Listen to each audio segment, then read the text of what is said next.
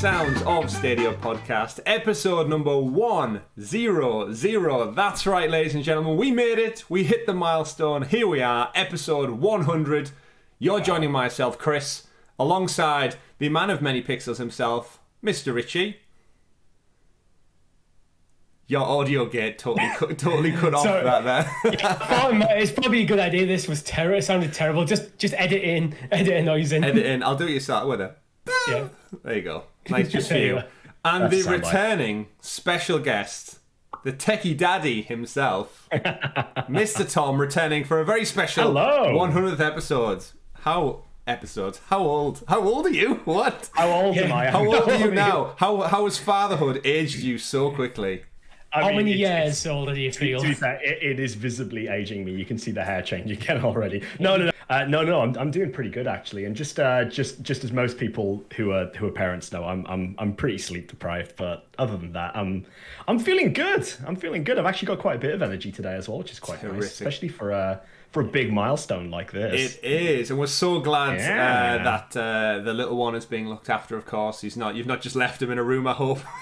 Look after yourself. I've got some stuff to do, son. Of course, massive congratulations to you, Holly, and the rest of the family. He's an absolute beauty, and we're looking forward to seeing him grow up alongside his daddy. He is. He's a good lad. It's hard to believe he's almost a month old as well. He's literally just like couple of days out from 4 weeks at this point. It's just mental. By the time this episode airs, actually, he is 4 weeks old, so that's crazy to think, to be honest. What a milestone already. Yeah. So absolutely. Speaking of milestones, we will no doubt bring up your family, children, everything, because a lot of our viewers and listeners, of course, are parents out there. But we've hit a milestone ourselves. 4 weeks is definitely an amazing achievement. But what also is an amazing achievement is 100 episodes. Wow. 100 consistent episodes solely focused on Stadia and gaming news, rounded up, folks, for your listening and viewing pleasure. Of course, you're joining us for the magic that is episode 100, and we've got a fantastic show for you this week. Not only have we brought the techie teacher himself back for a one-off special for now. Out of retirement already. Which would you rather have at the moment, retirement or parenthood? I wouldn't change what's going on at the moment, to be honest. That's what everybody says. I really wouldn't. Yeah, I really wouldn't. That's what everybody says. Well, if you're retired, then you have more time to be a parent. And more time to do the podcast. But then if you're retired, you've got to do like your pension, you've got to go do the gardening. There's all those other old people stuff that I'm joking. You love gardening. I do really enjoy gardening, I should say. But that's not what we're here for today, because like I said, we've got a great episode for our viewers and listeners out there. We're going to be talking about a roundup of all the last couple of weeks. We want your takes, Tom, on things. We're going to be getting into all that. Fortnite potentially being on Stadia once again is resurfacing thanks to some legal lawsuits. We're going to be talking about a Saints Row reboot, which should be announced actually at some point this week.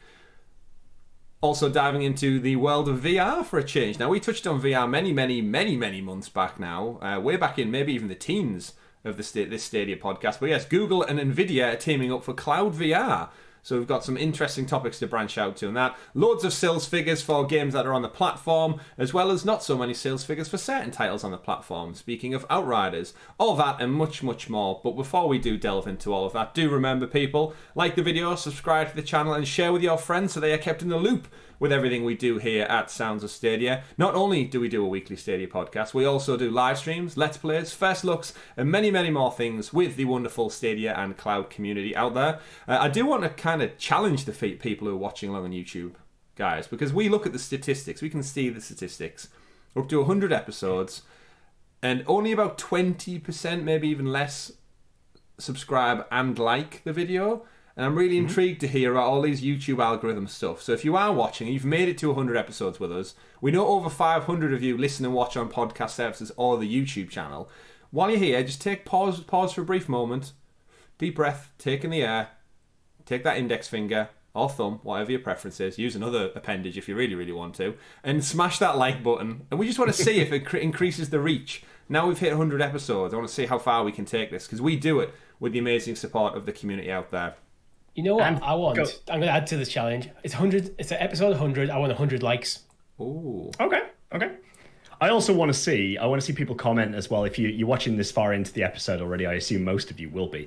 Just comment below as well. Just 100 gang. There you go. 100 gang.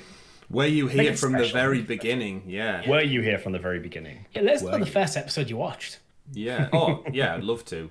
Some of the earlier ones, of course, weren't even video, but we are going to do a very special episode of the Sounds of Stadia SideQuest this week, where we're going to delve into the world of content creation, our lives, the impact being a content creator has on you. Is it hobby, job, all those sorts of things, and the strains it puts on people and the demands and the pressures of it, because I know there's a lot of our audience who think about this kind of thing and have partook in it themselves, and it's no easy task. So again, it's made all the more easy though by your love and support. So thank you everybody out there, and a special thank you to all of our members. Of course, over 50 of you are members of the channel. They've clicked join below and they've given us that extra bit of support, which lets us reinvest. And we should point out, as we stand on episode 100, we've got some exciting things in the pipeline for the channel. Some very, very exciting things. Stuff. So we've had to commission stuff to be done. We've paid people, experts in their own field, to do something for our podcast, and we'll reveal all that in due course. But it's only made possible by your love and support. So speaking of love and support, gentlemen, we love games. We do. Everyone who watches loves games. So before we delve into all the exciting, spicy, tasty, juicy news for the week, Tom, as you have returned to us majestically from the clouds above, I would like to have a little bit of a catch-up. Not necessarily about what you've been playing so far, but just to run you through some of the Stadia stories that have been happening in your absence, just to get your quick takes on them. Because me and Richie really struggled with certain ones where they delve into the deeper meanings of technical specifications. Okay. So just some quick fire takes. We won't spend too long because it is a busy show this week. But let's rewind the clock all the way back. You've just Not gone too on. far. You've just gone on Not too paternity far. leave. You've got all the time in the world. You can still stretch, bend over. You don't feel tired all the time. And then all of a sudden, the news drops that the Chromecasts with Google TV have Stadia on them. Yep. Quick takes on that. You have a Google TV. How have you been finding the new interface? I actually use Stadia quite regularly on the Google TV now as well. I've got a controller that just sits downstairs. It's good for those 3 a.m. morning shifts that I'm going through at the moment. I think the interface is good. I think it's a bit janky that I have to move between my controller and my remote. So often that can be a bit annoying. Would like to see the store on there. That's one thing that I think is quite lacking, is that I have to go to my phone to purchase something for it then to appear, and that's a bit annoying. Still missing on the Chromecast Ultra as well, so... Yeah, but the other annoying thing is, and this is only a small thing, but because Holly and I both have Stadia accounts, we actually have to back out of the app entirely if we want to change who is actually using Stadia. Doesn't really matter too much because we've got family share on, so she's got all the games on her account that I've got on my account, so you could argue she could just play on my account. But just thinking to the future for anybody who's got kids who might have only certain games shared with their kids, you might not want them to have access to things like Dead by Daylight, Resident Evil, and so on. So for you then to have to back all the way out to go back all the way in, it just seems a little bit far-fetched. So there's a few things I'd like to see them update there, but overall I think it performs smoothly. The games look great as well. It's good so far. It's good so far, but room for improvement again. I have multiple Chromecasts, one each. There you go. That Google ecosystem again. Yeah. That's just one step too far. So yeah, great on the Chromecast news. The one thing me and Richie did go into quite a lot was the Steam Deck, of course. Big PC gamer yourself. Yeah. And I think probably a lot of people would love to know your takes on the Steam Deck itself. I think it's an interesting piece of kit. I think I'd be very interested to see how it performs when it comes out. The specs look really good, to be honest, for a small handheld device. I think I have the same sort of reservations that some of you had as well in terms of like the storage, but I know there's additional storage cards. You could add memory to it, and as time goes on, the amount of storage we can actually physically get into those micro SDs, SDs, whatever it is getting better and better. So, it could be good. My issue with that is those cards, I'm not necessarily sure what the transfer rate is like on them for actually loading games in there, because it is a type of flash memory, so it's like an SSD, but I don't know how fast it will actually perform. That was kind of the crux of my concerns. At least the base models, SD cards are good, but is this transfer rate good enough? Yeah. And in terms of using it for access to cloud gaming, I mean, again, it's a great piece of kit for anybody who's got the money to fork out for that. But it's sort of for Stadia purposes, if I sort of angle it on a Stadia perspective, it's kind of a moot point when you think about one of the selling points for Stadia is the fact that we don't want to pay console prices, or it's for people who want that lower base entry point. So it's good and bad again. I think for PC gamer, brilliant. I'm excited to see when it actually does come out what it's like, but I personally can't see myself using one because I'm quite happy with what I've got at the moment. Yeah, it was an interesting one. I think I'm just so intrigued to see how it lands. I've seen some stuff since we covered it about Phil Spencer of Xbox coming out. He really loves the device, and then I've seen loads of like people jump onto the fact like, oh, it could be like a portable Xbox. But then that makes me think, well, xCloud, that creates a portable Xbox in itself. If you get a Razer Kishi in a phone, like they've got a partnership Xbox with Samsung for that very reason. That why would you need the £350 device? Again, I get it's for some people out there. If you're a PC gamer on the go, terrific. But yeah, there's still that big part of me that just thinks it's almost like it's almost too late. Now cloud's on the rise. This device would have been phenomenal 5+ years ago. But I feel like, the way cloud is evolving, like month on month, year on year, and it's only going to get bigger and better with infrastructure. Yeah. And now I'm so heavily invested in cloud, it makes me think, like, why would I want to go back to some dedicated hardware that cost me hundreds of pounds when I can do that? I've been playing Avengers non-stop on my phone with a Razer Kishi, and it plays phenomenally, so... But yeah, Steam Deck. One of my as well is it's Wi-Fi only. It doesn't have mobile data. That for me would be a massive improvement to that sort of mobile device. If you didn't need to have a Wi-Fi connection to download or play online games. Indeed. I mean, there's an argument you could make there that people who have unlimited plans you could tether. I think a lot of Wi-Fi out there in the general public is still unreliable to an extent. So. The only reason I can see it being quite useful is moving around your house if you want to game downstairs or in bed. Yeah. So we shall see. There's definitely a market for it, and it looks like a good device. We shall see. But I'm interested to see how Stadia plays on it. That's another interesting take, because it will... The same way that Stadia plays on my PC, I imagine. Hopefully, we shall see. And then the final one then, Tom, get you all caught up on all the news. Grand Theft Auto Remastered Collection. Where does your money sit with that one? Are we thinking it's legit all in? Can you wait for it? Or is it a total flash in the pan fake news? No. I think this is something that absolutely needs to land on Stadia. Personally, I think the nostalgia effect of getting those games is very high, and I think a lot of people would purchase it. I don't think people would buy into the Stadia ecosystem because GTA Remastered would be landing on Stadia specifically. It's not the kind of game that I would be like, "Ooh, I've got to get this on Stadia," kind of thing. But it's a cool idea. It's a cool idea. I'm just sort of getting a little bit bored of remasters to an extent. Says the guy who's currently playing Demon's Souls, but we'll touch on that in a minute. We certainly will. Yeah. But would you go back and play them, do you feel? I feel like I would play Vice City again. Guess it's the best one. Yes. Are we all in agreement on that? I would say so. I would say so, yeah. But was it because it was like a sweet point in your life? Because that's where I kind of think about it. It was like right in the sort of age of, for me, of being like, young, really into gaming at that point, sort of maturing to an extent as you can as a teenager. Probably playing a game that is age rated higher than I actually was at the time it came out. Oh yes, it's yeah, definitely. So maybe there's a bit of a nostalgia, a bit of a sweet spot there, but I still really enjoyed it when I played it the first time. So yeah. I just love the 80s. I know a lot of our audience probably love the 80s as well. So if only simpler times.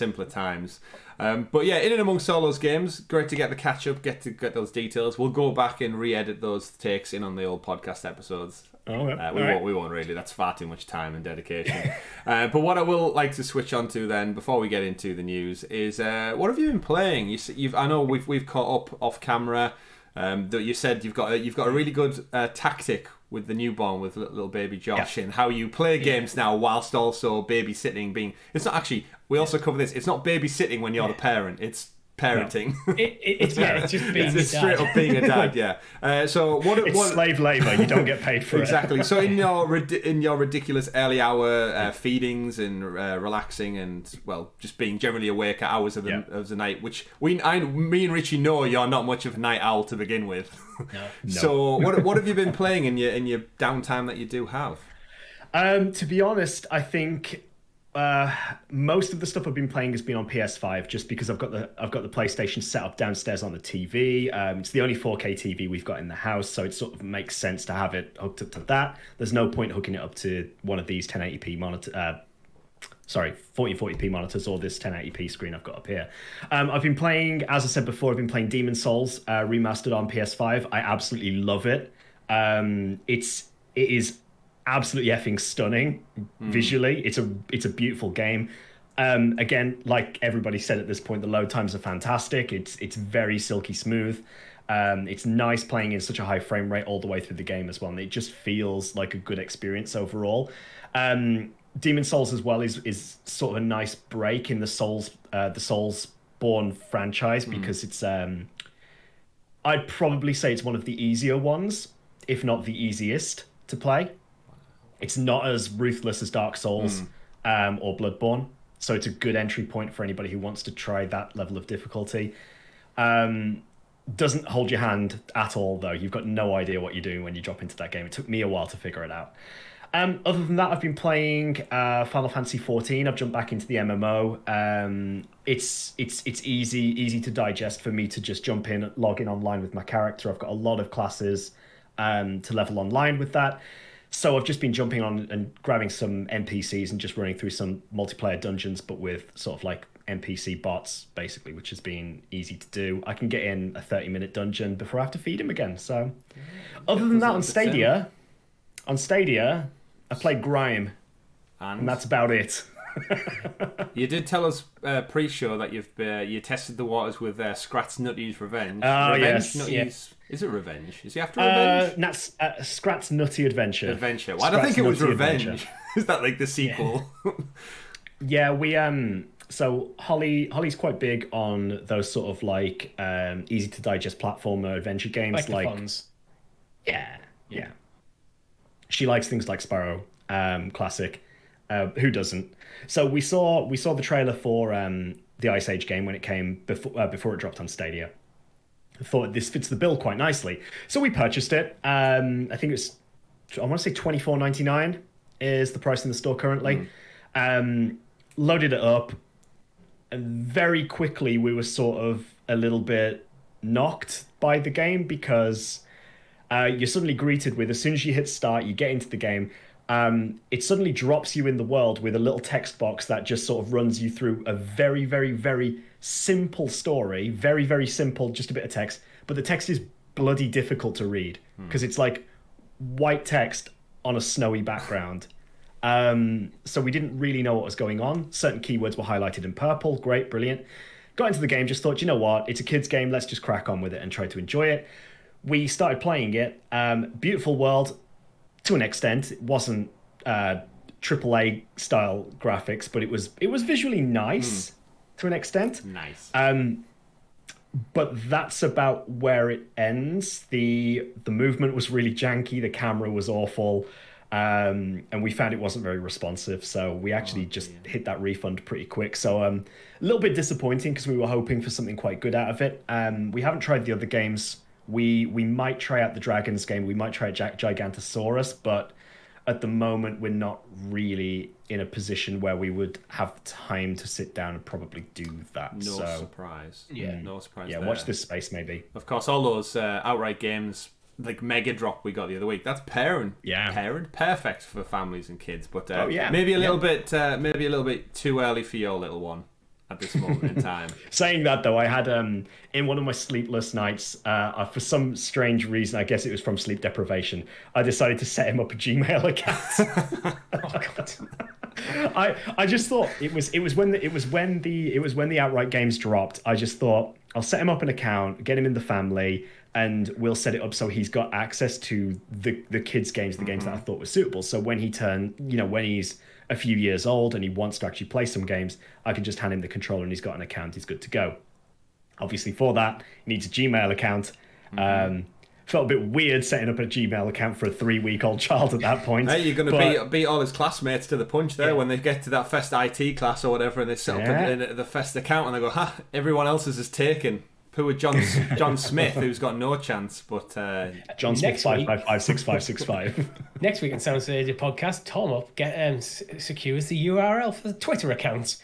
Oh yeah, he's got to do everything now, Tom. You can't stop at just a Gmail. True. He needs his Facebook, his Insta, his TikTok.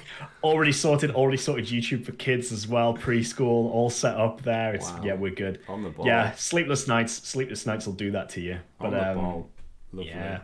It's great to hear, and it's great to see that you're still getting little bits of gaming in there, because I think that's every potential parent's fear, that their hobbies and interests, when obviously priorities and time becomes a thing, and the juggling act has to start, and the genuine being an adult starts, and it's not too bad. I think the early weeks, the early months are probably the best time to get it in, is what I've been told so far.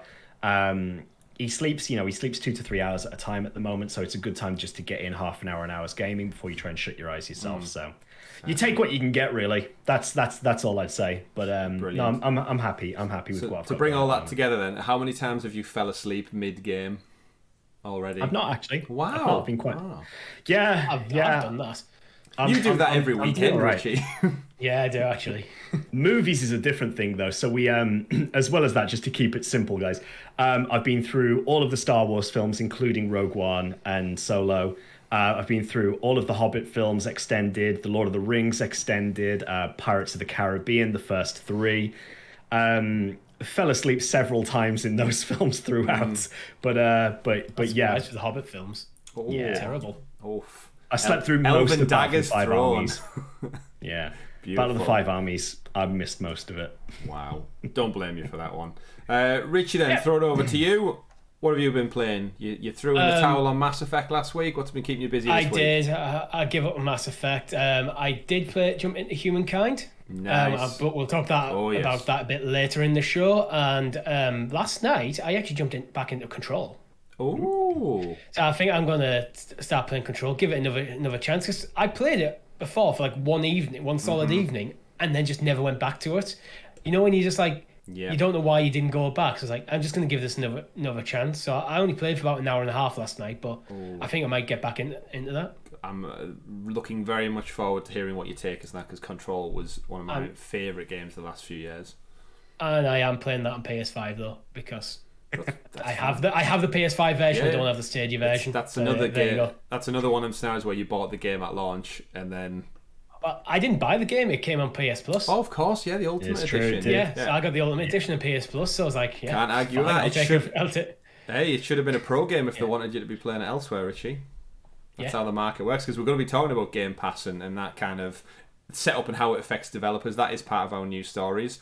I'm telling you, I'm final missions away from Mass Effect. I put about 7 hours into it last night. The wife went out to see some friends. I had a bit of time. I got some beers in. I had a pizza, and I sat down and said, "Right, I'm going to hammer this until 2:00 in the morning." I love them evenings. Right, beers in, pizzas ordered. Yeah. Right, we're gaming Gaming tonight. And weirdly enough, though, I must be again final few missions. My audio, Richie, just went to pot again. Everyone sounds like they're muffled and underwater. Every single bit until I go to the menu screen, and that all cranks it up to double the volume. I honestly, less said about that the better. Hopefully they'll fix it by the time the pot's over to Stadia. Mass Effect Unmastered. Either way, I'm loving the story though, but that's for another show. Fantastic, gents. So we've been playing games, we've been parenting, we've been chilling out, and we're here now to celebrate episode 100. And Tom, I'm so glad you're back, because Richie, quite frankly, has been doing a terrible job of this introduction. No, he hasn't really. He's been doing it just. I actually forgot to do it one time, and then of course we've had all the lovely guests on in your absence. We've been able to rotate some fresh faces from the community on. They've all been amazing. Shout out to you guys out there too. But it's not quite the same as when you do it, sir. So if you could do us the honours and introduce us to the super sexy special Stadia Stories segment, aka the news. That feels so much better. Yeah, it does, doesn't it? Chef's kiss. Chef kiss. Did you do any practice runs before the show, Tom? Just in case Oil I those don't need pipes. to. It all flows naturally, mate. It's all good. just off the shoulder. You'll love to see it. And of course, the news every week is sponsored by our amazing members and still some Patreon members. If you are a Patreon member over there, feel free to jump over to the YouTube membership program. It's actually cheaper, I think, as well, because the membership entry points are lower. But either way, thank you to all the 50 plus of you out there who do support the channel a little bit more and help us bring you the news every single week. Great set of stories we're going to have lined up. And let's delve into them, starting off with story number 1.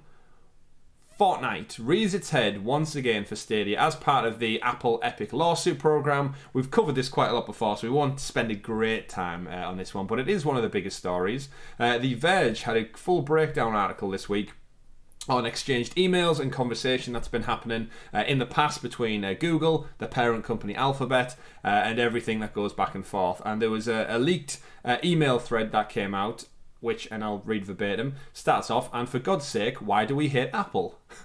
That went on to, no matter how you see the future of mobile, with or without Google Play, it seems like Fortnite, or Fortnite, as it's spelt in the thread, is an ingredient for success. The reply, apparently Mark had a meeting with Google Play. His offer, put Fortnite launcher in Google Play for free, we will give you Fortnite on Stadia. And then the response to that was, can't imagine they'd consider it. Which it's so weird to see all these like business meetings and multi-million conglomerate companies boils down to basically a quick text thread back and forth between two guys going, do you think they'll go for it? Nah. Will we ever see Fortnite on Stadia, gents? And more importantly, does anyone care at this stage? You can get it on everywhere else. Yeah, I think it's one of them. In the early days of Stadia, I think it would have been a big get, but I think it's because as time goes on, it becomes less and less important. I agree. Fortnite's one of those games now where I think it just exists. You know, it's obviously got a big pull to it, but I think it's to an extent it might be past its heyday. I'm not saying that it's dead in the water. It's not worth getting on Stadia. I think it certainly would be nice to get on Stadia. I still don't think it's coming. I really, really don't think it's coming. I mean, those messages, those emails were dated from 2019, and we know since then there's been a lot of bridges burnt, shall we say?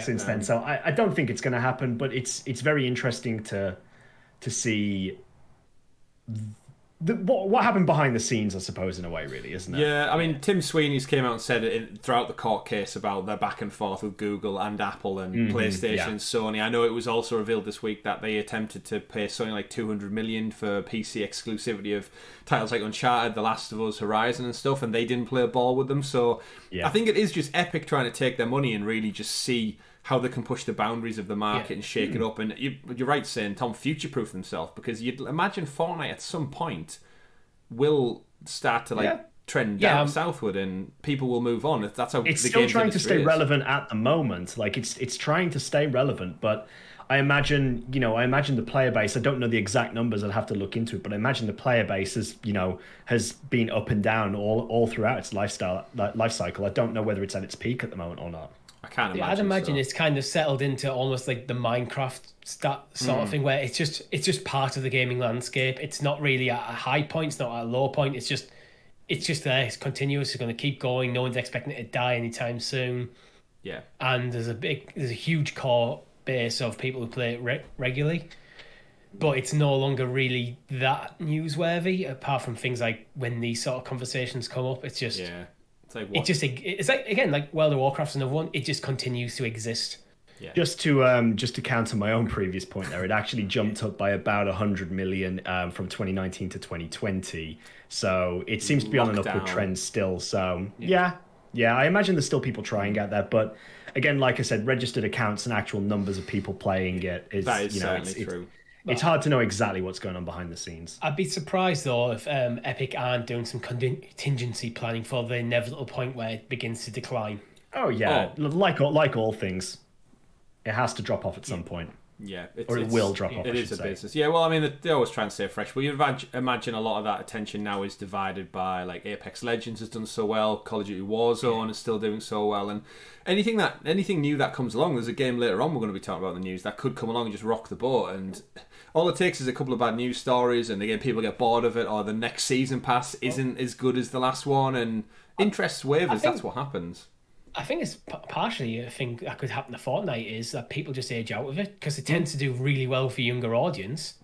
As that audience grows up, they will probably move on to different interests. Yeah, I just think gaming in general, like, we don't stand still. Like, I love my games I played in the past few decades. I've got nostalgia for them, but do I go back and play them all the time? Not really, by one or two. So we'll keep our eyes on this one, of course, as time goes on. Interesting thing on Fortnite this week. Did you see they're getting a bit of shit over Among Us? They've got a whole new mode out that's basically straight up Among Us, but they didn't collaborate or work with the team behind Among Us at all. Even though they're a little indie studio and they've reached out for collaboration just to see their work basically copied and pasted. It's what's that meme where it's like, can I use your answers? Yeah, just change the words around a little bit, and they just straight up just. It's a bit of a shame. They should have worked with them because Among Us have collaborated with loads of people. There was the Ratchet and Clank crossover was as part of it with PlayStation, and there would have been a great collaboration there. People running around in Among Us skins in Fortnite. Yeah, but now they've just got this imposter. Is it imposter mode? I believe it's called. But either way, funny, ironic. It's called imposter as well as they take the exact same game from another developer, but. Either way, we'll move on to the next story of the week, which is Gamescom Live is this week. We are actually not covering it on the channel for a change. We did cover it last year, I believe, but I'm away on vacation in London. Tom, you've got a child to look after. Richie, I mean, you could do it yourself if you wanted to, but Probably sleeping. I'm probably going to take the night off, to be honest. Yeah, well-deserved rest. We've made it to 100. We can sleep easy now. But Gamescom, of course, Jeff Keighley is partnering up with all the people around the world, and he's teased over on Twitter a little tweet that had graffiti on a wall with, of course, the little dash of purple, some logos, some drawings on there saying rebooting, and it had the fleur-de-lis from Saints Row fame, but more importantly, I think Cub Scouts of the world will take claim to that. But yes, it is marked up on there, teasing a potential new game in a few days' time. Which then, if you actually click the link that he teased with it, it takes you pretty much straight up to saintsrow.com. So that is pretty much confirmed that we will be getting a Saints Row reboot, is the theory, because it was 2013 was, believe it or not, gents, was the last entry in the series. 8 years ago. Yeah, I would not have guessed that if you gave me a couple of dates and said pick which one it was. Of course, on Stadia we just had Saints Row the Third remastered, so they've gone back through the catalog, and I think you can play most of their titles in recent years on most current tech. So I think maybe with a bit of a hiatus, is the world clambering for a Saints Row reboot? Tom, I think you've played them more than any of us. I think the world's clamoring for GTA 6 at this point. Wow. So I mean, getting a Saints Row 5 in there is probably a decent shout for Volition at this point, because there is sort of like an opening, I suppose, in a way, really, where GTA 5 has been out for so long, and we've talked before in the past about how how good the online is and how big the online community is for GTA 5. It'd be nice to see Saints Row do something similar, maybe pull the numbers with them a little bit as well and get something in there that GTA 5 currently doesn't have. It needs to be, in my opinion, a little bit more of the same old batshit crazy Saints Row rather than the traditional, little bit less crazy and a little bit more street. I don't know how to describe it really, a bit more. That's the thing I think that distinguishes Saints Row from Grand Theft Auto is they're leaning into the craziness. Just go full nuts on it. But I think it's probably the fact that it's the promotional image is a wall saying rebooting. I'm strongly expecting this is to be a remake or remaster rather than a brand new title, which I think is probably the wrong move. Personally, I would say it's the wrong move. With you saying Grand Theft Auto, Tom, it's obviously it's still a parody of Grand Theft Auto. Although Grand Theft Auto is a parody in itself of other things, but in a weird way. The franchise is about to eclipse Grand Theft Auto because we've joked about GTA 5 kind of surpassing 3 generations now. They spent some time, they went away and did Red Dead 2, phenomenal game, of course. But yeah, we could have a Saints Row 6 before we even see a glimpse of a Grand Theft Auto 6 in a ironic sense. Yeah, the Saints Row games have usually been like little interstitial drops in between GTA launches. And here we are now, eclipsing them. So this could be their chance to actually not rely on that GTA buzz and just make it their own. And if they're rebooting, you're right, Richie. I'd much rather see a brand new entry doing something new than maybe taking the original few and remastering them in some way. I hope it's total fresh slate. It's entirely possible by rebooting they mean that we're going to just basically draw a line under everything we've done before and reboot the entire franchise. So this is a new starting point. So that would be a reboot as well. So we'll just have to see. Yeah, I mean, not too long at the time of listening to this podcast, folks. The news is out this week. I think it kicks off Wednesday, 7 p.m. UK time, 11 a.m. Pacific. Over on the streaming channels for Gamescom, opening night live, and it's a 2-hour live stream event. So do keep it locked to our Twitter. We'll probably post out any Stadia related news. And again, it kind of goes back to THQ Nordic and the Embracer Group. Where does our money sit on this coming to Stadia, gents? I haven't got a clue, to be honest. It could, but it might not. It should, right? I feel... I've been away for so long. It's a Jeff Keighley event, and Jeff Keighley has seemed to have no interaction with Google Stadia in the slightest, so I'm going to put it down as a no, as a prediction. I don't think this is Jeff Keighley's event. I just think he uses his Game Awards kind of presenting prowess to get in, because Gamescom's traditionally Germany, right? That's the big massive thing that happens in Europe every year. It's Europe's E3 essentially, and he's just kind of tacking himself on because Jeff wants to be at every major event of the year, and he's doing a cracking job at it. He's very much just the figurehead for everything. Since E3 fucked up their own event going digital through lockdown and everything, but it's weird. It's such a weird place where we're still at now, nearly 2 years into Stadia's life cycle, where there's previous games, there's previous entries on this franchise on the platform, there's a relationship with the wider umbrella companies, and yet because of the way they announce things with lack of roadmap and everything, we kind of do just sit here going and then if we're not getting the Saints Row reboot, what the hell are we getting in 2022 outside of a couple of indie games and FIFA 23 maybe? Fingers crossed for that. But interesting. I'd definitely be more inclined to play it as a reboot, I think, than another entry. I think starting at 6 is always a bit of a daunting task if you've not spent that much long with the previous entries. This is why I thought an alternate reading could be the rebooting the franchise entirely, so you don't have to have played any of the previous games. So this will be effectively a new Saints Row 1. Yeah. And that would be my hope for it as well. Yeah, I hope so too. Moving on though from that, we'll come back actually round to the Embracer Group because they did have their financial earnings report. That is another story later in. But let's lean over to the Stadia community blog, which passed this Tuesday with a surprise drop of the game Young Souls. So of course, this is announced as part of the Stadia Makers program, if I recall, and it is first on Stadia. It might not be the Makers program, it might be first on Stadia. Either. It's available now. Young Souls combines the beat 'em up and RPG genres in a world created with stunning art direction. Explore the world of humans and that of goblins, both teeming with enemies, but also fully and unexpected and friendly encounters waiting to be discovered. Grab your weapons, set forth in search of your adoptive father through epic dungeons in a goblin realm. Arm yourself with the toughest armor and arsenals capable of taking on hordes of enemies and bosses that await the other side of the portal. Your equipment is mostly a valuable ally in combat. Adapt your gameplay style to the dungeons by changing the items to take with you on the battlefield. So it's a 2D RPG beat-em-up game, gents. Young Souls came first on Stadia, so it'll show up on other platforms, I think, later in the year. But for now, we can have at it. Stealth drop on a Tuesday. Looks great. I love the art style on it. Either of you two checking this one out? It was definitely on my radar from when I think we saw it possibly at one of the... I can't remember which event it was, but I remember when they showcased it, we talked about it at the time and said that it does look really good, and I'm very keen on actually trying it out. But again, it's on the list of many other things to try out and look at. But could be good. I'm interested to know if anybody out there has actually played it yet and what you think of it. How you think it rates up compared to perhaps a more classic style RPG, because it does look almost turn-based in a way. Yeah, it's like it is like a dungeon crawler, but is it actually co-op? It is, isn't it? That's the whole purpose. It's the two twins and it's co-op mode. Yeah, and I think it's similar. I think it's couch. I think I remember seeing a tweet from somebody saying they actually wished it was couch co-op, but it wasn't. It was only online co-op.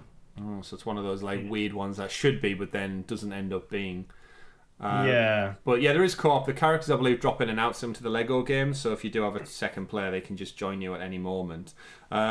It's not part of the Stadia makers, it's just first on Stadia. That's where I'm getting confused with that one. I think our friend Brian from the Nerf Report, he actually tweeted out a few days ago saying, I can't recommend this game enough. Young Souls has quickly become one of my favourite games of this year. Oh, wow. Terrific. So there's a take for you. Big endorsement from someone who is respected within the community. Indeed. So go check that one out. It's available now. I think it's about £22 UK. And a nice little surprise stealth drop that we would have knew about this coming if they'd give us dates for things. But either way, dropping and available to play now. I think it was initially announced, for 2021. So that I keep forgetting that this is the year we're actually in as well. 2021 still. August 2021.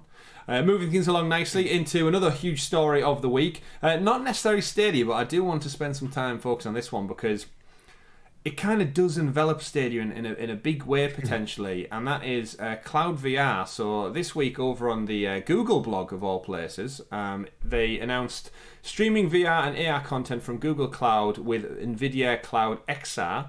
So they're doing an opportunity to team up essentially. And in the main blog, they start by quoting, in the past, interacting with VR required a dedicated high-end workstation, and depending on the headset, wall-mounted sensors, and a dedicated physical space. Complex tasks in VR can push the limits of sensor reach, cable length, and spatial boundaries, entangle the artists and restricting their movement. The solution was not scalable beyond a handful of advanced cases. So essentially, they're teaming up to make cloud VR using Google's cloud technology mixed with Nvidia's practices too. And I can't help but immediately think, we've been saying this since day one, the fact that the Google Daydream, which is the video playing for the audience right now, was a thing. Samsung Gear VR is a thing. And we obviously have the whole Oculus, we've got the PSVR, there's a PSVR 2, which requires still to be hooked up to a PlayStation 5, PlayStation 4 to do a lot of the grunt power work. And the reason it never worked when you just slotted your phone into these devices, because your phone, not only did the battery life disappear, but it exhausts the processor and it becomes really, really hot. And essentially it's damaging your device in the long run playing VR that much. And now we know from 2 years of playing Stadia and cloud gaming getting bigger and better, the streaming element just alleviates all that, because then your screen essentially is just the mirror into the world of the game. So it's no surprise, but the fact that it's Google and Nvidia, should only have good ramifications for Stadia. You'd like to think if they lean into the gaming world. Tom, I'll throw it over to you first. Nvidia and Google in the cloud, match made in heaven, right? I think it could work very well, actually. I think we talked about a long time ago the prospect of bringing VR getting VR involved in Stadia and so on. I think, again, you think about what's inside your phone in terms of, gyro controls and so on as well. It would work quite well communicating with the cloud that way. And I think it's a fantastic opportunity there, really, to like you say, take a little bit of that pressure away from the device when you've got something as small as a phone. But you could have a portable VR system that's a lot more affordable to people that you could take with you wherever you want. I think it's brilliant. And I think if there's a team up going on between Google and Nvidia, that's the right kind of team up. I think they're the kind of groupings that you want to see together, just because of Nvidia's involvement in obviously their legacy with graphic development, and now with GeForce Now as well. They clearly have they're on the same side of the coin, really. Yeah, I think. Yeah, I basically agree with everything you said there. The big thing for me is, with it being cloud-based, it can make VR so incredibly accessible from like a financial perspective. Because that's one of the things I think have always held VR back. Where for PC you need a decent gaming rig, and then you have to buy the VR hardware. It's the same with PlayStation, although PlayStation does make it even more accessible than PC. But then if you're getting rid of all the cables and stuff, because everything's just streamed through and you can just use your phone or even just a dedicated device that's relatively cheap because you don't have an Nvidia GPU in the device, you can just, I think there's a fantastic offering potentially there. Yeah, I think the cloud gaming, what it's shown us as well is obviously Stadia is a direct communication from your controller up towards the cloud, and that's to cut out on latency. And my biggest concern with VR would be a button press or a head movement is such a quick thing. Like if you glance left, you glance right, it's so precious. So that ping needs to be reduced so much. But the fact that your mobile phone or your cloud device, it's already communicating direct to through Wi-Fi or through 5G or through 4G. So your phone is in essence already set up for that cloud nature. So yeah, I could 100% see a future. And again, Nvidia with GeForce Now, they have so much analytics now on it. Do we have the tools to make this like latency free for VR? And you can't tell me they're not teaming up for nothing like that. You look at Nvidia have such a strong basis in the hardware, making arguably the best GPUs. If up there with AMD, it's AMD or Nvidia, pick your team. But they've got so much experience in that. And then Google, the work they've done with Stadia to make things like games almost basically feel like almost latency free from a software perspective. So you got Google's tricks in the software, Nvidia's physical hardware powering it. Plus the fact that I think Google are working on like a CPU as well. All of this combined together could make a fantastic offering for VR. It really could. And it just makes you wonder, don't you, when, again, we joke about all these companies and Epic suing Apple and Apple suing Google and vice versa. And I've said that the industry I work in is these companies all have like lawsuits against each other and cross patents, and it's just kind of the world that they all exist in. But they all still get along if it makes business sense. And I just think it's an interesting, as a cloud community, we see all people comparing Luna with Stadia against GeForce Now, PS Now, Game Pass. But the reality is, behind the scenes, these companies all work together to share data, and when it benefits them... We're a lot more tribal than the businesses in themselves. They'll do whatever makes business sense to them. 100%. And I think this is a terrific business move, and I cannot wait to see where it goes. Because I know there's AR in there, and it's like augmented reality stuff. It's fun, but it's very gimmicky. I've used different variations of it over the last 7, 8 or so years through mobile phones and such. But I think VR, being immersed in that world, I think it's got educational purposes. Huge benefits going forward with that. And even into gaming, I think it's just the way the gaming industry is.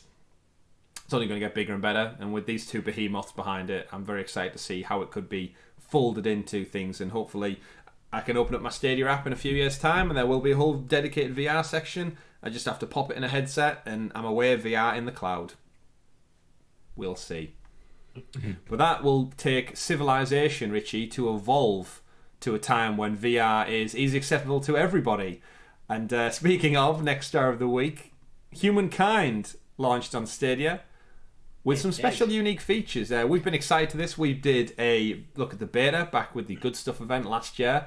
It launched August 17th. You picked it up, Richie, but it came with some special features, basically utilising State Share on Stadia.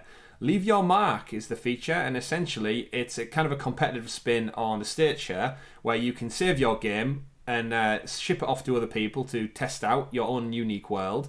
But this one comes with a competitive element. I've seen it compares achievements and other things, friend lists, I think memory events, so they can see how your civilization's evolved over time, rather than traditionally State Share would just be your gameplay crossed over.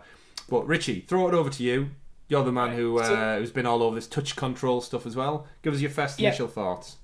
So the State Share stuff I haven't dug too much into because I've only actually just played one game. So if anyone wants to, go check out stuff. Because when I was playing off of the left-hand side, I occasionally did get notifications from Stadia with the Stadia logo. So it was taking at key intervals certain snapshots of what's happened. I think they'll probably happen at key milestones as I develop certain technologies, as I progress through the ages, etc. So I haven't had that much time to dig into that in any depth, but it looks like there's some really cool stuff that can be done there. Touch controls. Yes. I've got a Pixel 4 XL, so it's a pretty sizable phone, and I found that the UI scaling was a bit inadequate, to be perfectly honest with you.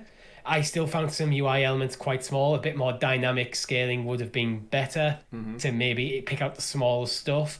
I think your mileage would differ if you have, for example, a decent sized tablet or a 2-in-1 laptop. You'll probably get a lot better performance out of it. But it all runs perfectly smoothly. It was quite intuitive, even with like the three finger presses to bring up menus. But I still think it's a game that serves better with a nice big screen and mouse and keyboard. But I'm loving the game so far. Terrific. Exactly what I wanted it to be. How did you find the tutorial? Because I know when we played the beta, we struggled a little bit to get our head around the initial welcome to the game. But I've seen a lot of stuff on social media saying they've actually totally redone the startup. Yeah, they've got a section where you can watch some short video tutorials of different things. So I watched the first few to try and get the grips of the very basics of the game, but I didn't want to read them all because I just kind of wanted to get in there, and I didn't want to sit for the first hour just watching videos. So I watched about the first handful, got the basics down, and then just jumped in and played, which is how I probably would recommend people do it. And then you can always go back and read the tutorials at later times to learn more advanced stuff. But yeah, once you get into the game, things started making sense, and after like an hour, I was just playing the game. Fantastic. Recommend it then? Definitely. If you're into that sort of game, I would definitely recommend it. It ran seamlessly on Stadia for me. It looked good. Yeah, I'm very happy with the purchase. Did you try it out with a controller? No. Because that's an because that is I should have done. That is another thing, right? When we did the beta, I believe it was mouse and keyboard only for the beta, if I recall. So I haven't had any actual feedback about how it plays with controller just yet. But that's another one we can pick up with it when your sanity differs. If anyone watching this has tried it with the controller, let us know in the comments. I might give it a go. Might give it a go. I do really appreciate on the community blog as well the screenshot they used to showcase the Leave Your Mark event. His Stadia name is Samurai Pizza Cat. Excellent, classic. Not a founder mind. He is Samurai Pizza Cat #4375. However, I do appreciate that name. It's quite a cool run. How far did send a friend request? Send a friend request, yeah. Whoever it knew, that poor employee over at Stadia was like, "Do you really need to use my own account?" Yes, we do need to use your account, Samurai Pizza Cat. You're our most favoured employee. How far did you get? The community manager, maybe. How did you get in your Civ? I actually completed one entire game. Wow. I will be honest, I played in a giant map and with only two players, so myself and one other, just to literally this was I want to get down the grips of the basics without having to worry too much about other civilizations encroaching on my island, that sort of stuff. And I unfortunately accidentally lost the game because when you finish the tech tree, it starts basically a timer. I think you have a turn or two to finish up. My score was lower because it's based on a fame score. So based on the exploration, how well you've done in combat, technologies you researched, how happy your civilizations, all that sort of stuff. And I lost. It was narrow, but I lost. And it's quite sour when you're like, oh yeah, I'm the one who accidentally set the end the end of the game in motion, because it was an accident. And then that meant I lost. Oh, brilliant! What did you? Quick search. There's quite a lot of Samurai Pizza Cats on Really? Yeah. Maybe they're all test accounts. That's like their go-to. Ooh. That's such a unique name. I would not have thought there was several variations of it. Yeah, there's about 8 or 9 of them. Wow. Shout out to all the Samurai Pizza Cats out there. Yeah. And I hope you're enjoying Humankind. Just like Richie is enjoying jumping back into Control. Even if it isn't on Stadia, we do have some news this week. Next story, that Control has passed 10 million plays. Wow. Since its launch. Remedies, of course, big budget game came out, and we covered it a few weeks back that they're branching out into a Control sequel, a online multiplayer spin-off, and a bunch of other titles. But essentially, they released their investor call, as most of these companies do throughout the course of the year, regarding their Ultimate Edition and the launch on Google Stadia, and also the inclusion in the Epic Games Store. And they've came out and said, overall, new platforms, services, and special offerings give us valuable lessons for the future, bring in additional revenue, help us reach new audiences, and increase Control's brand awareness. Control has already reached a formidable audience, having been played over 10 million players. The growing audience and brand awareness are valuable as we continue to support Control. And like I said, the eventual letter goes on to discuss big budget game projects in the future, They've got their partnership game with Epic Games, which has been half funded, and they have a 4-player co-op PvE in the world of Control, known as Condor, and then it's also going to solidify another big budget title for Control in the future, which I'm not surprised because, again, it's an awesome game. They've also developing the story mode for Crossfire HD and Crossfire X, which I think is their Epic deal. But essentially, they've expanded the studio, they've grew out, and they're happy with the progress so far in 2021, because the way Control was made is it was definitely done on a budget where, even though it didn't sell that many upon initial launch, they surpassed their development costs very, very quickly. Which, when you think of the costs some game devs say it takes to make AAA titles now, this one was done on a budget, and you wouldn't be able to tell. The only thing that I had problems with back on PS4 was it ran quite janky in big action sequences. But on Stadia, I haven't heard anything about that. And on the PS5 Ultimate version, obviously the hardware of the PS5 helps out with that too. So I think Control was probably just lost on older hardware at launch. And with all its Game of the Year accolades, 10 million players is no mean feat. And I look forward to seeing what they do with it. But what I'm actually doing on PS5 is I'm playing it on its graphical setting for most of the game, so I get that beautiful ray tracing and stuff. Nice. But when I go into things like boss fights or difficult fights, I'll switch over to performance mode. So I get that smooth 60 frames per second. So that's a pro tip for you right there. So I'm getting the best of both worlds. Yeah, well, I mean, you can just switch behind it, and you can do that on the Stadia version as well. So it's just nice to see. It's instant toggle as well. It's so quick. You just go in the menu, click, and then it's done. There's no reload or anything. It's just nice to see developers talking about Stadia in a positive light, saying, like, we've reached new audiences, we've learnt lots of stuff, and it's helped them tick past 10 million sales. We'll never know how many copies specifically have been sold, but it's great to see that it is reaching new audience, because we've joked before in the past about 505 just basically pimping themselves out to every platform. So it's good to see. It's a great news story, and yeah, congratulations to Remedy and the team, and I cannot wait to see what they do with the sequel. I know it's been rumoured around that there's a proper Alan Wake sequel in the works too. Maybe we'll see a reboot of the OG Alan Wake ahead of time, because now they're flush with cash, they're expanding the team.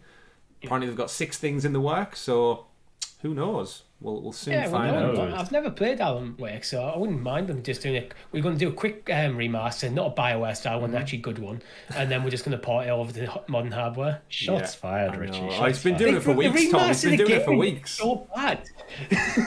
It's such a shame, because I really want to play it again, and I'm considering buying it, and I'm just sitting here like, I don't know if I should now. I'd wait.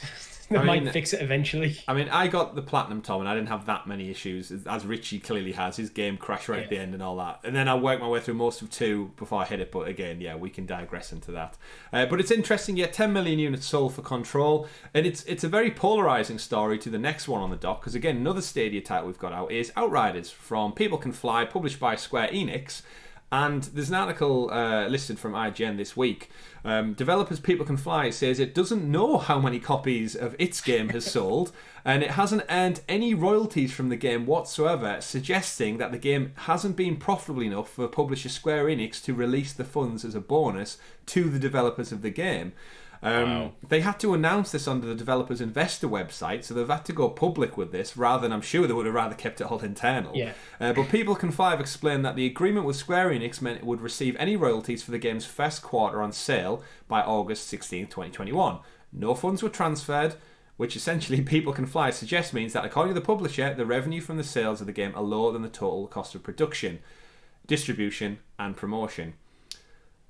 Which I know people have said estimate around 2 to 3 million units. Now, it's such an interesting one with Outriders, because I know our audience, the Stadia audience out there, they are not happy with People Can Fly as developers. And rightly so. And rightly so, certainly. They've just been radio silent. Even the blog post they put out this week, even all it did was in 3 bullet points, I think 3 or 4 bullet points, basically acknowledged that the state on Stadia isn't up to scratch, and we apologise, and that was about it. No timeline, no update, and I'm so glad I dodged this bullet with Outriders. Like, I played the beta on PS5, really, really enjoyed it, very interested in the game, and something, there must have been like a little tingle at the back of my mind said, no, not quite now, and I dodged a bullet with this one. But back to the story, I can't comprehend how, as a business, you don't know how many copies of something you made you sold. Like, does a musician not know how many copies of their song they've sold? Does a director not know how many people have been to see their movie? Like, this is crazy. I'm surprised that I would have thought the publishers would be almost obliged to share that sort of information with the developer of the game. Like, yeah, this is how many games, like almost like a quarterly, as just even if it's just a quarterly report. This is how many copies were sold. This is how much we've taken in revenue. This is your cut. Yeah. You wouldn't just like, I wouldn't expect, if I'm a business developing the game, I wouldn't expect my publisher to just effectively ghost me. Yeah, it's like, almost kind of like, oh, so people can fly, go to Square Enix and go, can we have our bonus yet? And Square Enix just go, no. And the payment didn't come through. Yeah. What's going on, guys? They go, oh, sorry, no, you didn't pass units sold. And then people can fly, go, can we see how many we've sold? And Square Enix, who was supposed to dish out the bonus, just go, no, you're okay. Like, surely there must be some legal. I'm sure they'll get to the bottom of it eventually, but. This is the point. That's the point where, like, if I'm like, okay, the money didn't turn up. We've approached you as like I'm assuming that the Square at this point are refusing. That's. Do you want to give it? Yeah. They may not be. They may be sharing it. We don't know for certain. Just want to put that out there. Yeah. But assume the Square aren't releasing the numbers. That's to the point where you start considering getting lawyers involved and go, no, we deserve to know how many copies this has sold. Because at the moment we spent all this money developing the game and then nothing. I mean, you've got to imagine panic stations for the devs. Like, they've been slaving over this for 3 or so plus years now in development, and you put the game out. And let's remember, this game was very well received at launch. Everyone I listened to in the industry was loving it and playing it. And I think it's just so crazy. I think it must have clearly fell off a cliff come May time once that initial boom had passed. But the fact that they're not getting any repeat revenue from them is crazy. Yeah. I did get the impression the game came out and then just disappeared. No one seemed to. All conversation around it died very quickly, but it's an odd one. Like, it's a shame considering how games like Destiny 2 are doing so well as well. Like they had the potential of doing something really, really good with this, and they've squandered it. They've absolutely just. Well, this is kind of a weird one where we leading up to it had it in our minds that it was a games as a service, and our audience reached out and said, no guys, it's not, it's a single player story just with online co-op, and maybe that's left the end game. I might have damaged it when it got to the point where, well, people like, well, I wanted this to be like a new Destiny, I want this to be ongoing, but once I get to the end, then there's no real point in continuing if it's just like a one and done. But I don't know. It's so weird. I've seen a lot of people say the bonuses could have been reflected because it went live on Game Pass. Because again, in one of our podcast episodes, we covered saying now it's on Game Pass. Why would anyone go and buy it on PlayStation Stadia elsewhere when it's just for free with a monthly subscription? And I'm sure those people who got it on Game Pass definitely got their money's worth and then got out. But then the people who bought it potentially could have knocked on the impact on sales. If that's what Microsoft have numbers how many unique people have played the game. They'll have a way of calculating the revenue share based on how many unique players, time played, whatever their algorithm is. But let's hope that money was enough to help the devs out a little bit. It's kind of a similar. It reminds me of Scarlett Johansson and the Disney Plus scenario right now. So in her contract was depending on how the Black Widow movie performs at the box office. And then, of course, Disney went and released it on Disney Plus day and date. So you've undercut your market value in her contract. So now she's taking them to court over it. Is a similar thing potentially here with Outriders? Did they know the game was going on Game Pass? Or was it Square Enix who negotiated that? Or was it the devs? And there's a lot of... funny enough, back to the other story about Epic. Everyone's suing everyone. And everyone's at each other's throats over these business things. But it's so weird. The Scarlett Johansson Disney Plus thing, that feels like Disney are... their hairs is linked directly to box office receipts. Where this seems to be... Square haven't made their money back on the game. Therefore, there's no money to send to the devs. Yeah. Very true.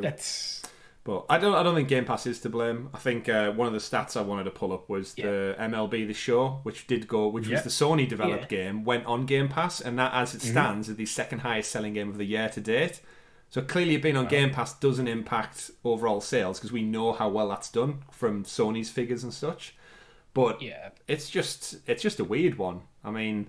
This is very much a tip of the iceberg story for me. There's more to come. I'm sure there's plenty of Stadia players who own Outriders who are thinking this is a bit of karma, but I guess we'll have to watch this one. Will we get a sequel? Is it even worth the time and money right now?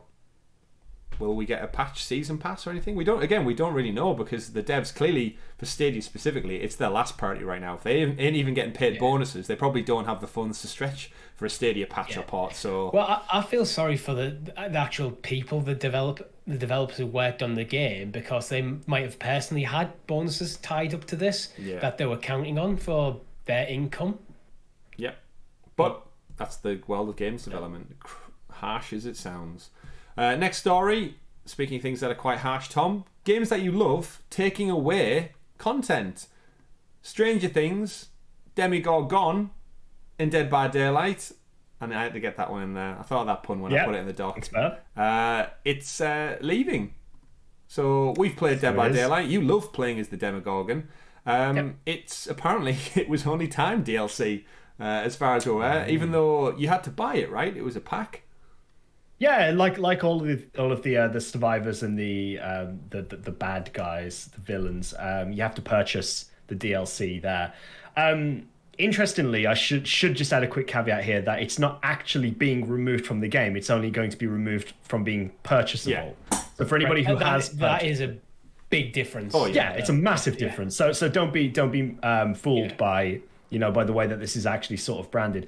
Yes, it is leaving. It was a licensed, timed sort of deal, really. Naturally, Netflix, next season of Stranger Things will be coming out, and as a result of that, the license is probably going to expire or needs renewing. They've chosen to not renew it. So yeah, if you don't have the Stranger Things DLC for Dead by Daylight, then it's sort of going to be your last chance to buy it, because otherwise you won't ever be able to get it.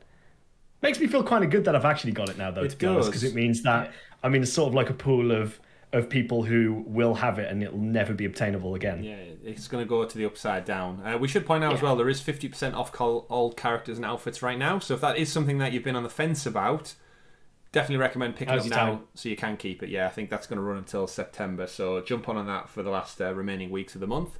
But we should point out, when one door closes, another one opens up, because they're also bringing Hellraiser to the game instead now. Yeah. So Pinhead himself is going to jump in and join the roster of crazy characters available on Stadia, of course. What is it? Hellraiser the movie and Pinhead's the character? I've not seen this movie. It's one of those things from horror that I've always seen this character in the face and I recognise it. It's been made fun of in Family Guy, Simpsons, everything. But I've never once seen the movie, or it's not even been like on Channel 5 at 11 o'clock in the morning for me to catch. It seems like such like a cult following. Yeah, I don't know what it's about. I just know he's got pins in his head. Either of you know that's as much as I know about Hellraiser. I've never watched the movies either, but it's such another iconic like horror villain, isn't it? What's his special? Yeah, it was originally released in 1987, based on a book from 1986. So it predates me and you release, Chris. Oh. Sorry, I just don't know. Tom, were you born in 87 or 88? 1988, mate. Yeah. Oh, right, so predates you as well. 1962. Yeah. Wow. It was originally released on the 10th of September 1987, the movie. So crazy. It's just one of them I haven't watched either. So. Yeah. Oh well. I'm sure Hellraiser fans out there, go raise hell, buy it, and probably definitely if you're interested, buy it, because they'll probably take it off you in a year's time. So get in whilst you can. Moving away from Stranger Things, I wanted to jump over to the Embracer Group, because we spoke about them earlier with Saints Row.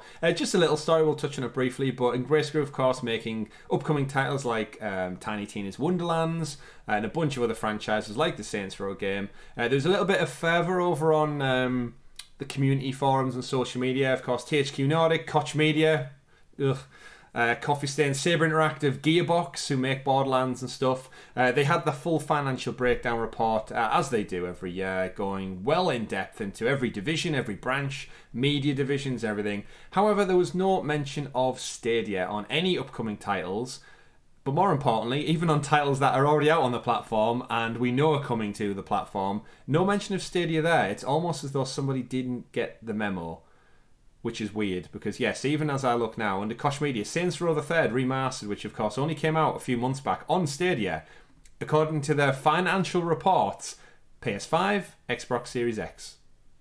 That's it. So strange. I don't want to read too much into this, and I don't want to spend too much time on it because it is just a financial report for fancy bigwigs who are making money off shares.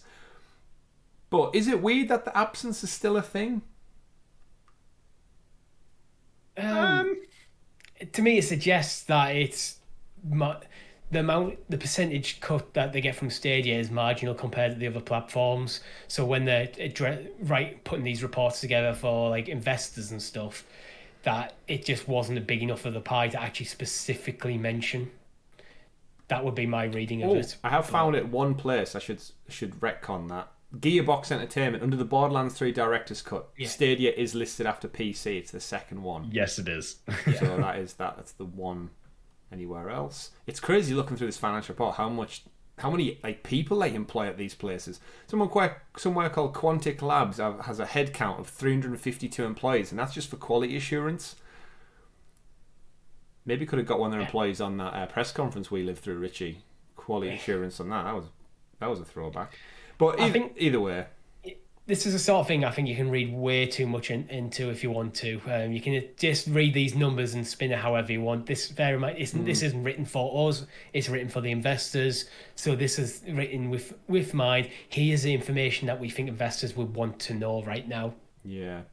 One hand clapping, which of course is still in early access on Stadia. PS4, Xbox, mobile, Switch, PC. No Stadia. But yeah, I think people just read too much into some of the things. It would be great to see it there because they've got like 100+ games listed here, so it would be great to see it on some more, if not all, especially the likes of Tiny Tina's Wonderlands. But let's not rely too heavily. Like we know, things like to be stealth dropped, as this week's community blog did showcase to us. Yeah. So, moving away from that serious financial talk, let's get into some more fun. And next story of the week, we've got WatchDogs going all out Assassin's Creed style, guys. I got really soured on Watch Dogs Legion in the end, but now they've announced that some details regarding the next title update. Darcy, a futuristic assassin, will be added to the game as a playable character for season pass owners. London, of course, looks beautiful. The game is fun. I had a great time playing it. It was only just the issues I had with some of the collectibles and stuff which glitched my game out. We won't talk about that here, but it's been long teased, I think, bringing Assassin's Creed into the future, especially within the Assassin's Creed franchise itself. And there is the irony that they're all tangibly linked up through the Bloom Company and the Templars and modern day, the past. But this is the first time I think you're going to get to genuinely run around in an open world environment with an assassin's blade in modern times. And I think it's great. I'm looking forward to it. I'm actually hyped to see what it looks like. And it kind of makes me itch for a full Assassin's Creed game in modern day times, but just like maybe give them a gun as well as the hidden blade. Because let's face it, Assassin's Creed hasn't been about the hidden blade all that much for the last several entries. Brought it back a bit in in Valhalla, but I think it was missing in Odyssey, wasn't it? Yeah, that was the big thing. It came back. Yeah. But yeah, I mean, futuristic London, you can still do all the hacking things, of course. Just do some hacking with a blade instead. Two types of hacking. Certainly. They do have the Legion of the Dead content, which is due to update in the next couple of weeks as well. We talked about the beta a few weeks back. Yeah, I just think it's good for Watch Dogs. It's taking arguably one of Ubisoft's best franchises and applying it to one of their not so best. I think this could be the last time we see Watch Dogs. I don't think we'll see a match made in heaven. In Animus heaven. But excited to play that one. Neither of you two check Watch Dogs out, right? No. They're on sale at the moment, the OG ones. If you're going to pick one up, I'd recommend 2. 2 is by far the best. Sunny San Francisco, better protagonist, and just better story overall. Dead sec. Or you could just get Ubisoft Plus and play all 3. Back to back. You totally could. Speaking of other Ubisoft games, though, Rainbow Six Siege, we've heard of that. We've played that a little bit before. More recently, is getting some Resident Evil skin content as well. One Leon S. Kennedy is showing up as part of a fan favourite pack. Hey. Not that much. You can't really see your character in Rainbow Six Siege, so I'm always curious what these packs actually mean. But yeah, there's a crossover event we saw earlier on in the year. It kind of came out around the time of Village. And Leon, some of his skins. I'm excited by this because the skins actually come into one of my favourite operators, Lion, as well. So Lion S. Kennedy. Lion S. That Kennedy. is the name, his franchise. I think that's the only link they could find there. It's let's put a Leon Kennedy skin in Siege. Yeah. Who should we give it to? What's the name that's closest to Leon? Lion. Lion S. Kennedy.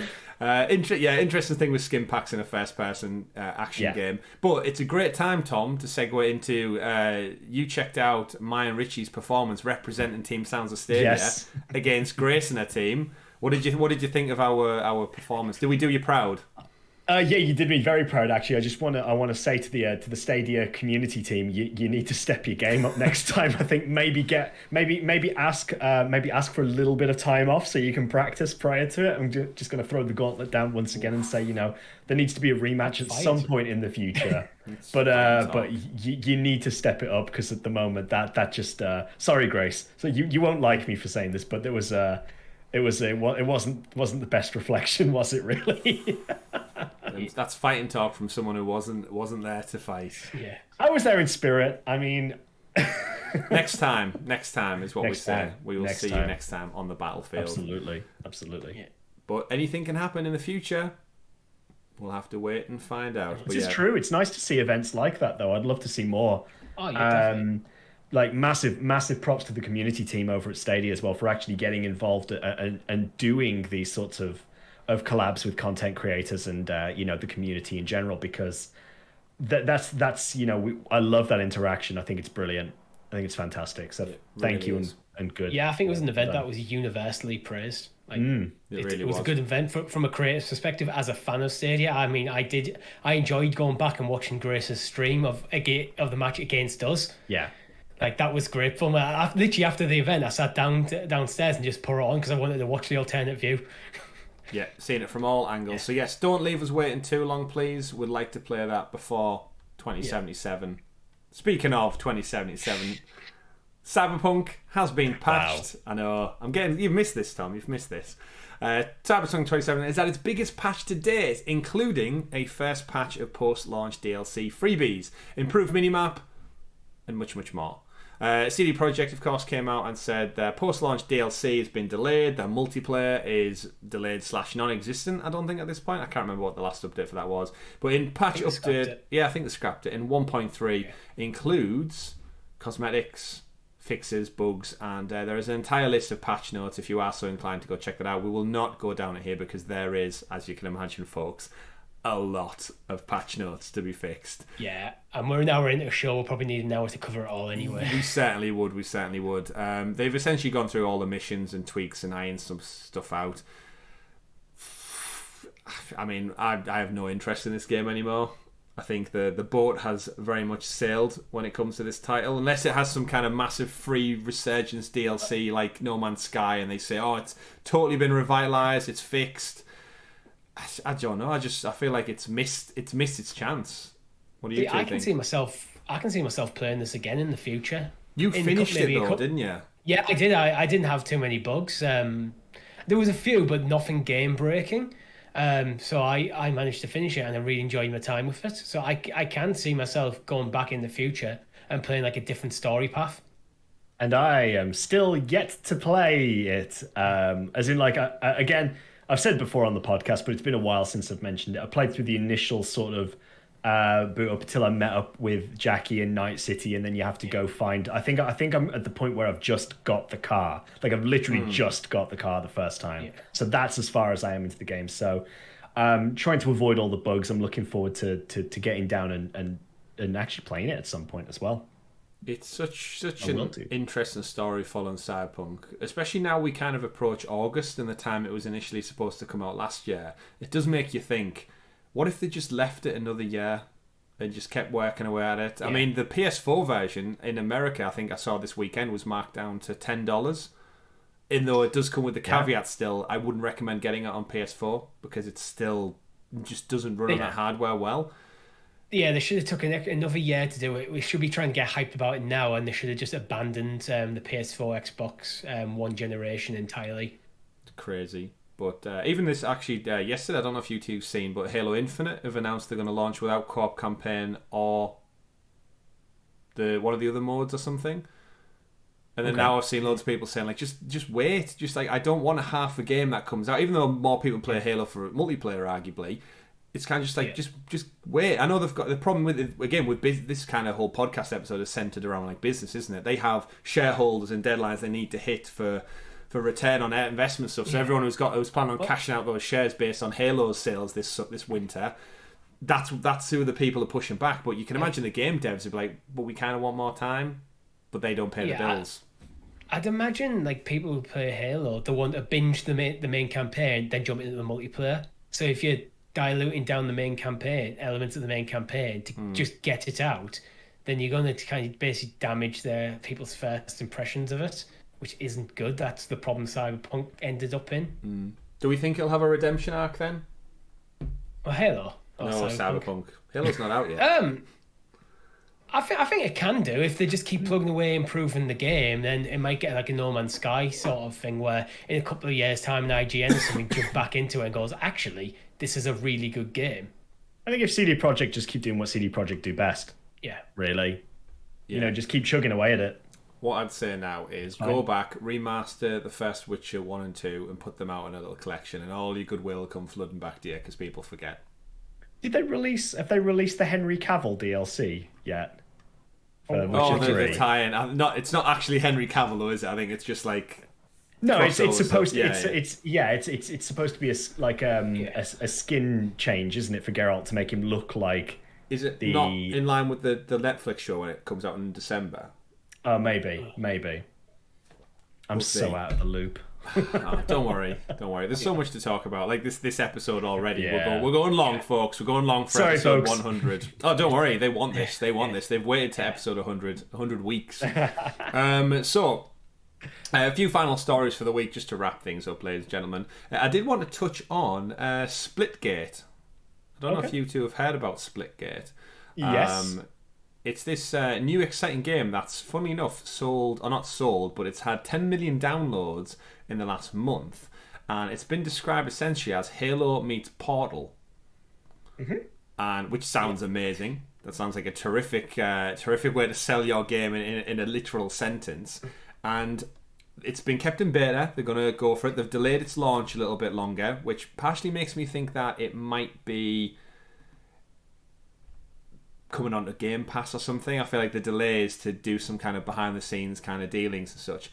But the reason I wanted to mention it is because one of the developers over asked about bringing it to any other platforms, because in their initial post they did say about we want to bring it to every viable platform down the line.